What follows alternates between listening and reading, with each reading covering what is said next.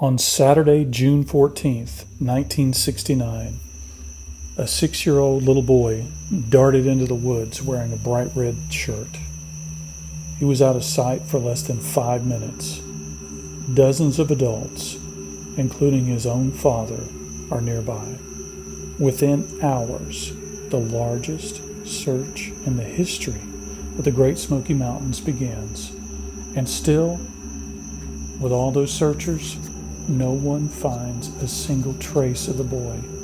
No footprints, no tattered clothing, no body, nothing. Now, over 50 years later, the mystery has only grown darker. From suspicious sightings to the sudden arrival of Green Berets to whispers of feral people in the forest. There are pieces of this case that just don't add up. This isn't just a story about a missing child. It's a story about what might be hidden in America's most visited national park. Dennis Lloyd Martin was just 6 years old when his family took him to the Great Smokies for Father's Day weekend. During the camping trip on Saturday, they headed to Spence Field on the Tennessee-North Carolina border, which was a popular hike. The place was remote, but not dangerously so. The Martins were experienced outdoorsmen, the dad, Bill, and the grandfather, Clyde. So nothing about that day seemed out of the ordinary. Dennis and the other children planned a harmless prank. They were going to sneak into the woods and jump out to scare the grown-ups. Dennis ran to the left into the trees alone. That was the last time anyone ever saw him. When his father, Bill, realized he hadn't come back out of the woods, he sprinted 2 miles down the Appalachian Trail, shouting his son's name. He got nothing, no response, not a peep. By nightfall, a torrential thunderstorm dumped over 2 inches of rain. Fog rolled in, the temperature dropped, and the cold reality that Dennis was gone began to sink in. What followed was the largest search operation in the Great Smoky Mountains National Park history. Over 1,400 people in total joined.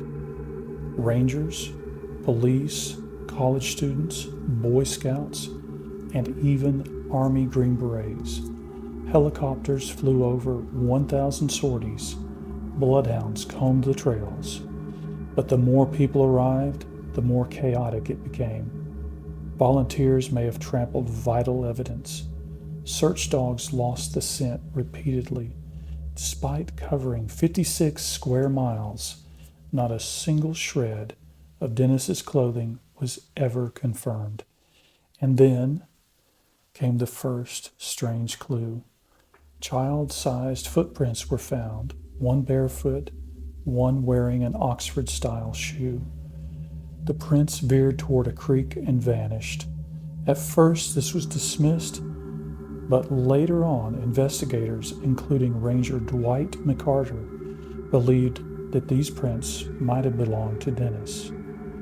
A sock and shoe were found in the same area, but by then, rain and human interference had obliterated the trail.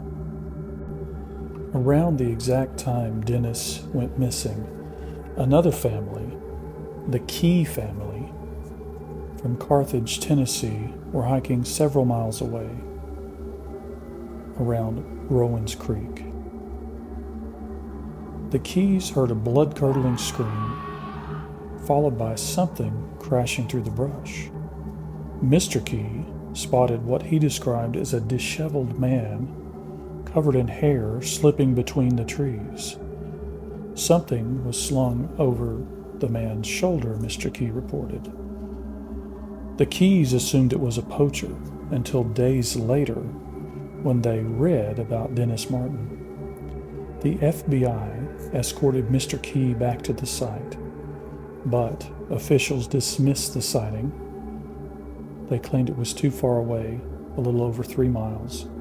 they said it could not be related. Dennis's father, Bill, strongly disagreed. He personally hiked the distance with a tracker and proved it was easily possible. More disturbingly, the Keys sighting was never publicized during the search. To this day, the identity of that shaggy figure remains unknown. Years after the disappearance of Dennis Martin in 1985, a ginseng hunter, who was actually a poacher, confessed to a park ranger that many years earlier he had come across the skeletal remains of a small child in a holler down the hill from Spence Field. He never reported it because he was afraid of getting in trouble, fined, arrested, all that good stuff, because it's actually illegal to hunt ginseng in the park. Now, after this, a team of rangers was dispatched to search that area. They didn't find anything. But again, this was many years after the man had allegedly found the skeletal remains. So, could the forest have simply reclaimed the remains? Or was the poacher mistaken? Or did he make the whole thing up for some reason? I can't imagine why he would do that. No one knows for sure. But the location did align with where Dennis Martin might have ended up if he had wandered down the hill. Once again, we're left with no closure, no answers, just more questions. So that brings us to the big question. What actually happened to poor little Dennis Martin? And of course, no one knows the answer to this question. However, there are a lot of theories that we can talk about. So let's look at a few of those. First off, the simplest explanation, and the one that many people go with, is that Dennis just got lost. He's a little boy. He got lost. It got cold and dark. He just succumbed to the elements. And of course, that's possible. And it's a tragic accident if that's what occurred. But that doesn't explain the lack of footprints, the lack of remains, or the nearby sightings, like the wild man with the thing on his shoulder. Others suggest Dennis was taken by a person, like a human child trafficker or something of that nature, or that something else took him, like a feral person, possibly a cryptid, like a Sasquatch or a dog man. Of course, I don't know why a Sasquatch or a dog man would take a little child like that. I don't believe they would. And then back to some of the more mundane explanations. Wildlife attack. You do have bears in the Smokies. A bear might attack if it was startled. But of course, black bears are not vicious predators unless provoked. Then you have feral pigs in the area. Feral pigs are known to attack, but really not unless provoked. And then you do have mountain lions, which many sources, academia sources, etc., will say there are no mountain lions east of the Mississippi River, blah, blah, blah. Well, that's not true. I can personally guarantee you that's not true. So, would a mountain lion do that? Possibly, but again, very unlikely. In the case of a predator attack, no searcher found any blood, any tattered clothing, any signs of predation, as they say, which would occur if even a small child was taken by an apex predator. And then the abduction, like abduction by a human child trafficker type person. That is, of course, always a possibility. And one note, a white car was seen speeding away from the trail across the road where the Key family sighted that man, creature, whatever it was, in the woods. So that's a possibility. Feral humans. that's a deep subject. There are rumors of feral humans in the Smokies and other places all over Appalachia going back over 150 years. So I believe there's got to be something to that. Now, in this case, a ranger in the Smokies Park reported that he was attacked by what he called a wild man in the park just a few months before Dennis disappeared. Is it related? It's possible. A Sasquatch or a Bigfoot. There have been a lot of sightings of Bigfoot type creatures, again, all over the Appalachian Mountains and definitely in the Smokies.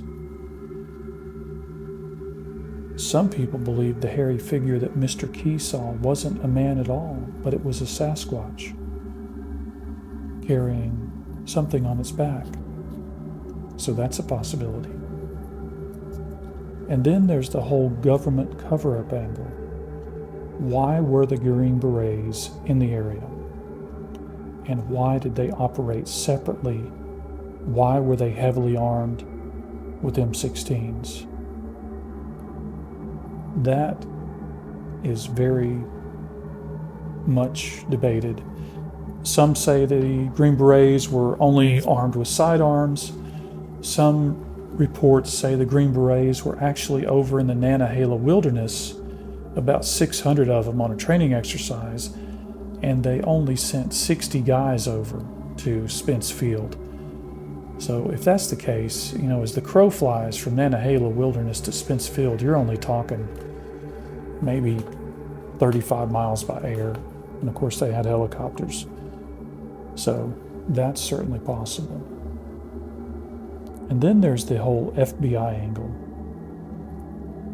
The FBI will release documents on the disappearance, but they are heavily redacted, and you can find these online if you're interested. So the FBI did not want to disclose what they knew for one reason or another. And another interesting angle behind all of these other modern angles, the Cherokee have legends that speak of a race called the unsolved. These are a hidden people who live beneath the mountains, who sometimes protect lost travelers, and other times they will simply take travelers underneath the mountain. So maybe the unsolved took Dennis. Today, little Dennis Martin would be over 60 years old. But no one knows where he is. No one knows what happened up at Spencefield that day. Some people say the mountain took him. Some say something else took him. But every Father's Day, the forest remembers, and so do we. We just passed the anniversary of Dennis Martin's disappearance, and I went over there and went up toward the field, Spence Field, but it started getting dark, so I had to turn back. I didn't want to be caught out there in the dark. But I have to tell you, there was definitely a very heavy vibe in the air on Saturday, June 14th, 2025. And we said a prayer for Dennis.